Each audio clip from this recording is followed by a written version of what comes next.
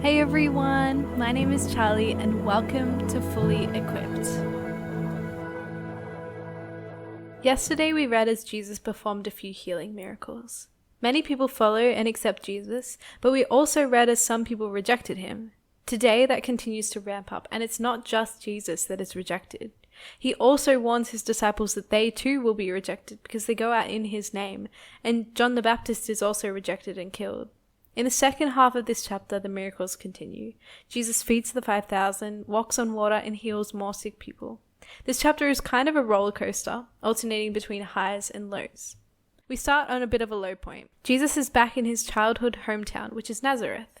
He's teaching the people, but they're kind of confused. These people had watched him grow up from a child. Because of this, they're skeptical of him. How can he be the simple child they once knew and also be this wise teacher? They are unable to see him as a prophet or the divine son because they think they know him.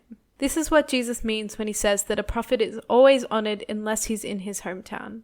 It's also interesting that he can't do mighty work in Nazareth because of the people's unbelief, except for a few healings, of course. This isn't because Jesus is unable to or he isn't powerful enough. It's more so that the people's hearts are so hardened against him. They won't receive miracles because they've already rejected him.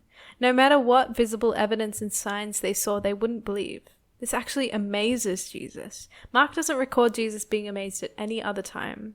There's a really important element to Jesus' miracles. Most of the time, but not all, Jesus responds to the person's faith.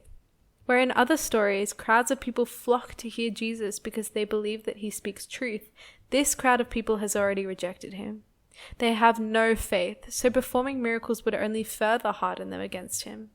It's also possible that nobody even asked Jesus to perform any miracles. Another really important point is that God is sovereign over hearts.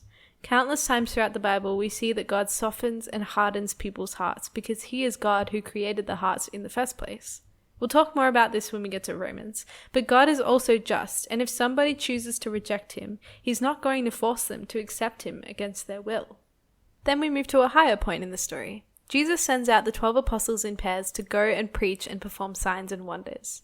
He tells them to bring nothing with them. This isn't Jesus giving general instruction for how all people should perform evangelism every time. It was a specific instruction for the disciples. So if you go out on evangelism, you can bring things with you. Jesus warns the disciples that some people will reject them. This is kind of a given for people who preach the gospel, but if they are rejected, they are supposed to shake the dust off their feet as a sign against them. This isn't supposed to be like a spiteful thing, but it's to show that they are in God's hands. We aren't accountable for whether people receive or reject the gospel. We just have to be faithful to proclaim it. Back to a lower point now. John the Baptist is beheaded. And this doesn't bode well for Jesus either, who is also technically a prophet. Herod was a Roman governor who ruled over the part of Rome that Jesus was ministering in. He's the son of the Herod who tried to have Jesus killed as a baby. Herod makes a few bad decisions in this story. He gets married to Herodias, who's already married to his half-brother. John the Baptist had publicly called him out for this, so Herod got mad and put him in prison. But he's also kind of afraid of him because he sees that John is righteous. Herodias is also mad and has a grudge against John, so she schemes to have him killed after her daughter's dancing impresses Herod.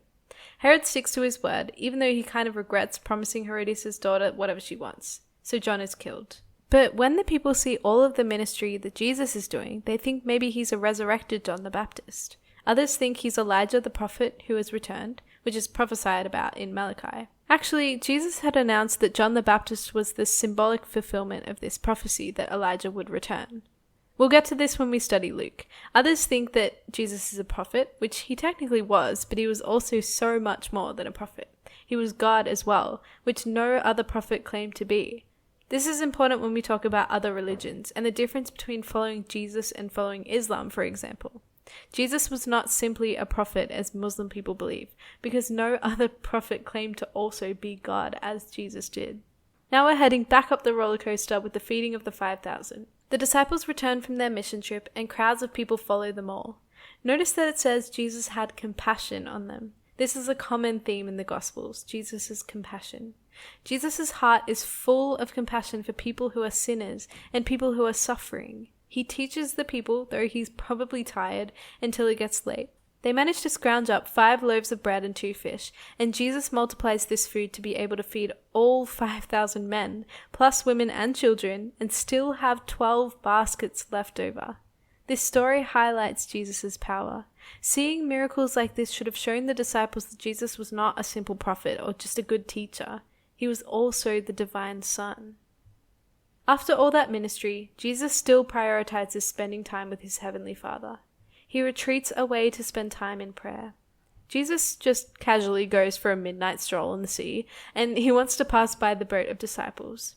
This doesn't mean that he doesn't want them to see him. Actually, it's more in line with how God passed Moses by in Exodus, for example. Jesus wants them to see this miracle and recognize who he is, the Son of God. Instead, they think he's a ghost, so they're afraid, but Jesus gets into the boat and calms their fears as well as the storm around them. Mark writes that even though they saw Jesus multiply the food and walk on the water, their hearts were still hardened. They still don't fully understand who he is, the divine Son of God. But hang tight, because soon Jesus is going to reveal himself, and he continues to do this in the end of this chapter, healing people and preaching the gospel to them. So how does this equip us? This chapter really highlights to me the compassion and kindness of Jesus. He's being rejected by so many people around him. People don't understand him. Even his closest followers, his disciples, don't get him. He greatly desires people to know who he is, so he sacrifices so much of his time and energy preaching and healing people, even people who reject him and oppose him. Many people aren't going to understand us because we choose to follow God's call. Our closest friends and family who know us the best won't get it. Maybe some will reject us. But let's be people who seek to show radical compassion to all people, even when we don't feel like it, trusting that through us God can change even the hardest of hearts.